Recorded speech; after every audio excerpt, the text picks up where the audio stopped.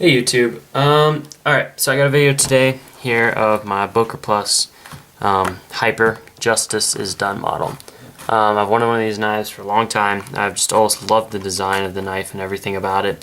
I've been waiting for a long time to get one of these just because I've been hoping they'd come out with a limited edition like S30V or something with maybe a better steel on it, because I've never been a big fan of 440C. I mean, don't get me wrong, it's a decent steel, but I prefer the amazing edge retention of S30V over it. So, yep. So I went ahead and got this. It is limited edition, guys. If you want one, grab it like as soon as you see one, because they are going to sell out, and they're cheaper than getting a regular one actually, which is interesting. Which is kind of cool though, because it's more affordable then to get this model. So, as I said, this is the Justice is Done model, so we'll go ahead and talk about what this is real quick and get into the review of the knife, because it's a Boker Hyper with serrations, but they etched this onto the blade. This is the Justice is Done model, as I said. It's the remembrance, sort of commemorative knife for 9/11 and Osama bin Laden's killing. And I know there's a ton of conspiracy theories and all sorts of stuff about this, and there's conspiracy theories about everything that has ever happened, but I got this because I remember 11 years ago when this happened.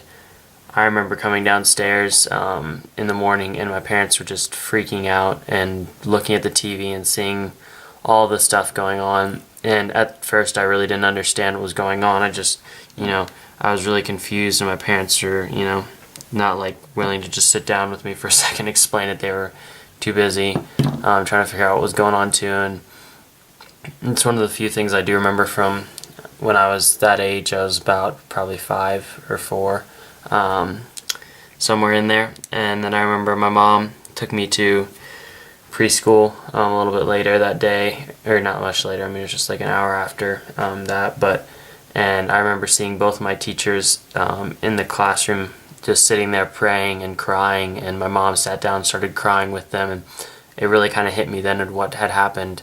And I mean, being 4 or 5 years old and remembering that day as vividly as I do, and I didn't lose anyone, but just because it hit me so hard that people would, do that and stuff like that happen, it was a really interesting thing, Alright, so let's not talk too much about this, but it's just something that has really stuck with me. I will never forget that. And I just saw this knife and I was like, you know what, I've wanted one of these for a while, and this is a really cool way to remember this day with all those people who lost their lives. And it says "From a Grateful Nation" on it right below that, so I bought it because I thought it was really cool that way. I'll probably do something to it later. I might try to make scales for it that are red or blue or something to make it a little bit more customized, but it's just one of those few things from my childhood. I mean, I don't remember anything from my childhood that vividly. I can literally see everything about it, so I just thought it'd be a good idea to get something sort of to remember it by too. So there you go, guys. There's my sort of story background on all this. Yeah, so alright, let's get into the knife. So aside from this etching right here, it is your standard Boker Hyper. So this is basically a Boker Hyper review with the added bit of my 9/11 experience and then the information about the blade. So let's hop into it. We got, let's start from the blade and go to the handle then. So we got a 2.7-inch blade with half serrations here, half non-serrated. I don't know if that's exactly half, probably a little bit less, but anyway. And then we got some pretty decent jimping on the blade up here. I'll get to that later because there's a ton on here. And then dual thumb studs so you can open it lefty or righty. We got a titanium coated blade on here to help prevent rust and stuff, and a 440C blade. So it's not the best steel in the world, but it is pretty decent. I mean, I'm never going to use this knife probably, so I'm never going to carry it, but if you did get a hyper, it would probably be more of an EDC roll knife, maybe tactical a little bit, and I'll get to that in a minute. It's just the size of the blade and everything just fits that really well.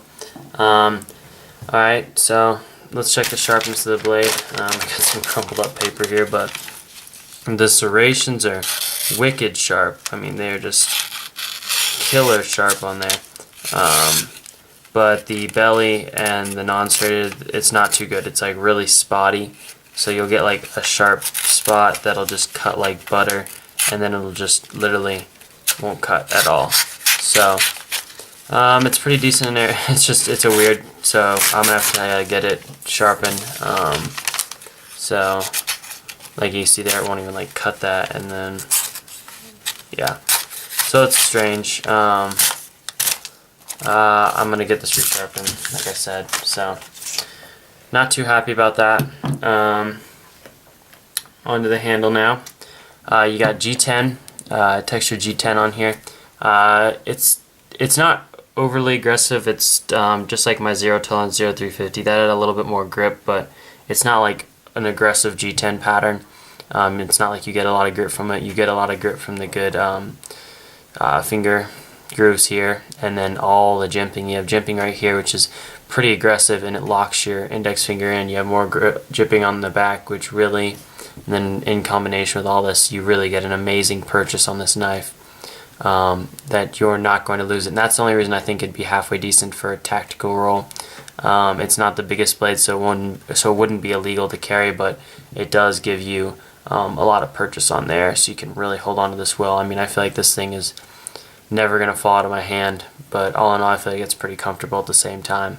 So, yep, on the inside here, you can see there's sort of like a stainless steel kind of liner on there. There you go. So there's a very thin stainless steel liner on the inside there. Then you have a stainless steel backing here with a pocket clip, and the whole knife sort of matches, so I think the stainless steel is titanium coated too. You got an amazing pocket clip. I love this pocket clip. It's very deep carry pocket clip. None of the knife sticks out at all. I mean, just you can just barely see it if you look at it, so that's kind of cool. It just hides it deep down in your pocket with pretty decent retention too on there. It's reversible up or down. Can't go side to side though, just up or down on this side. The overall length is 6.5 inches on this. Frame lock. Let's get to that real quick, because I have a very, very solid sort of lock here. I mean, I don't know what to really call it, but if you guys can see that the lock actually extends a little bit past the blade part there, so I think you can see that pretty well. You can see the space there. There, you can see a lot better there. So you guys can see that lockup. That is a very 110% lockup there.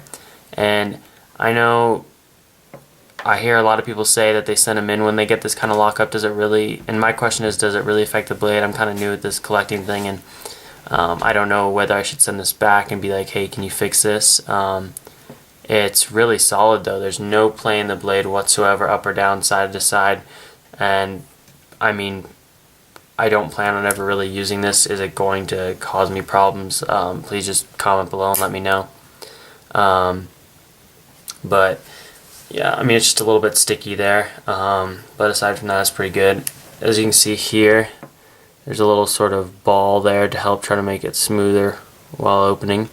The detent on this is really strong too. I've been just fiddling around with this a lot, trying to loosen this knife up, and it has loosened a little bit, but I cannot like lick it open. That's about as far as I can get it. So I need to get some new like oil for the inside of here, whatever you want to call it. So once I get some more of that, I'll open this up and put some on there, try to smooth it out a little bit, and then I'll play with the pivot and everything. So yeah, I think that's everything, guys. I would highly recommend this knife. It's a very good blade. So yeah, there you go, guys. thanks for watching. I hope you enjoyed it. I would grab one before these are gone if you're interested, or just get a regular hyper because they're pretty decent knives. Well, yeah, the centering. So centering on this one, just real quick, one more thing. It's pretty good. It's almost spot on. If it isn't, I don't know. You guys let me know. I think that's pretty close. It's about as close as it gets. That's pretty good on there. So I think I got a pretty good one. Whoa, tripod just slipped a little bit. So I think I got a pretty good one all in all. I know that it's spotty again with the quality that you get from Boker, but this was a $30 knife. I'm probably going to buy another one here pretty soon. There's some other knives that I want that I'll probably get first, but yep, I'll probably grab another one that's not commemorative, or however you want to say that. So there you go, guys.